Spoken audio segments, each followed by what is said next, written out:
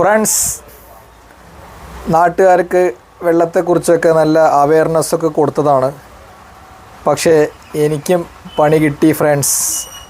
ഒരാഴ്ച വൈറൽ ഫീവറായിട്ട് കിടന്നു ഫ്രണ്ട്സ്. അങ്ങനെ ശക്തമായ പനി പിടിച്ച് പനിക്കിടക്കയിൽ കിടന്നപ്പോൾ അരൂപികളായ ചില പനിജീവികൾ കൺമുമ്പിൽ പ്രത്യക്ഷപ്പെട്ടിട്ട് നമുക്ക് ചില അവയർനെസ് തരികയുണ്ടായി.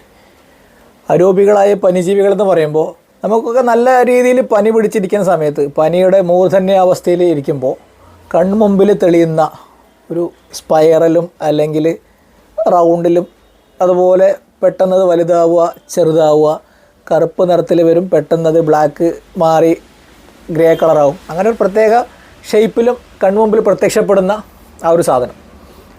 അപ്പോൾ ആ സാധനം പ്രത്യക്ഷപ്പെട്ടപ്പോൾ ഉണ്ടായ ഒരു അവയർനെസ്, ഒരു ബോധോദയം എന്ന് വേണമെങ്കിൽ പറയാം, അത് നിങ്ങളോടും കൂടി പങ്കുവയ്ക്കാനാണ് ഞാൻ ആഗ്രഹിക്കുന്നത്. പ്രധാനപ്പെട്ട 3 കാര്യങ്ങളാണ്. ഒന്നാമത്തെ കാര്യം, നമ്മൾ പല സ്വപ്നങ്ങൾക്ക് പുറകെ ഓടിക്കൊണ്ടിരിക്കുമ്പോൾ നമ്മളുടെ ഹെൽത്തിലും കൂടുതൽ കോൺസെൻട്രേറ്റ് ചെയ്യണം.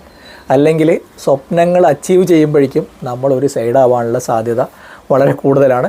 അതുകൊണ്ട് നമ്മളുടെ ഹെൽത്ത് ആൻഡ് ഫിറ്റ്നസ്, നമ്മളുടെ ഫുഡാണെങ്കിലും നല്ല രീതിയിൽ കോൺസെൻട്രേറ്റ് ചെയ്യണം എന്നുള്ളതാണ് ആദ്യത്തെ തിരിച്ചറിവ്.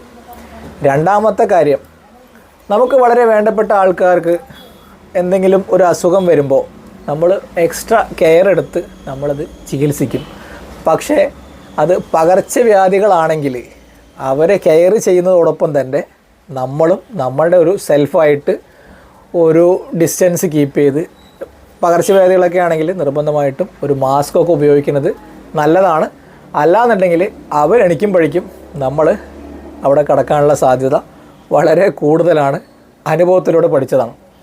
ഇനി മൂന്നാമത്തേതും ഏറ്റവും പ്രധാനപ്പെട്ടതുമായിട്ടുള്ളൊരു കാര്യം, ഒരു നല്ലൊരു ഹെൽത്ത് ഇൻഷുറൻസ് പോളിസി എടുത്തു വയ്ക്കുന്നത് ഇന്നത്തെ കാലത്ത് വളരെ നല്ലതാണ്. ഞങ്ങൾ 3 പേർക്കും അഡ്മിറ്റായിട്ട് ഡിസ്ചാർജായി വരുമ്പോഴേക്കും ഹോസ്പിറ്റൽ ബില്ലെന്ന് പറയുന്നത് 50,000-ൻ്റെ മുകളിലാണ്. അന്നെന്തോ യാദൃശ്യമായിട്ട് ആ സാധനം എടുത്തിട്ടുള്ളത് കൊണ്ട് മാത്രം ഈ പൈസ നമുക്കവിടെ ചിലവ് ചുരുങ്ങി കിട്ടി. നേരെ മറിച്ച് അന്നത് എടുത്തിട്ടില്ലെങ്കിൽ ഈ 50,000-ൻ്റെ ബില്ല്, അതിൻ്റെ ബാധ്യത കൂടി നമ്മളുടെ തലയ്ക്ക് വന്നേനെ. എന്തോ യാദൃശ്യമായിട്ട് അന്ന് ആ സാധനം എടുത്തത് കൊണ്ട് മാത്രം ഇതുകൊണ്ട് രക്ഷപ്പെട്ടു. അപ്പോൾ നിങ്ങളും നിർബന്ധമായിട്ടും ഇൻഷുറൻസ് പോളിസി എടുത്തിട്ടില്ലെങ്കിൽ നിർബന്ധമായിട്ടും ഒരെണ്ണം എടുത്തു വയ്ക്കുക. ഇന്നത്തെ കാലത്ത് വളരെ അത്യാവശ്യമുള്ളൊരു സാധനമാണ്.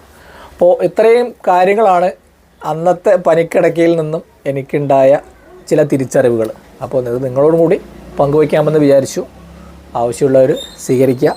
അന്ന് പ്രാർത്ഥിച്ചവർക്കും സപ്പോർട്ട് ചെയ്തവർക്കും പ്രത്യേകം നന്ദി പറഞ്ഞ് നിർത്തുന്നു. മറ്റൊരു വീഡിയോയുമായിട്ട് വീണ്ടും കാണാം. Thank you.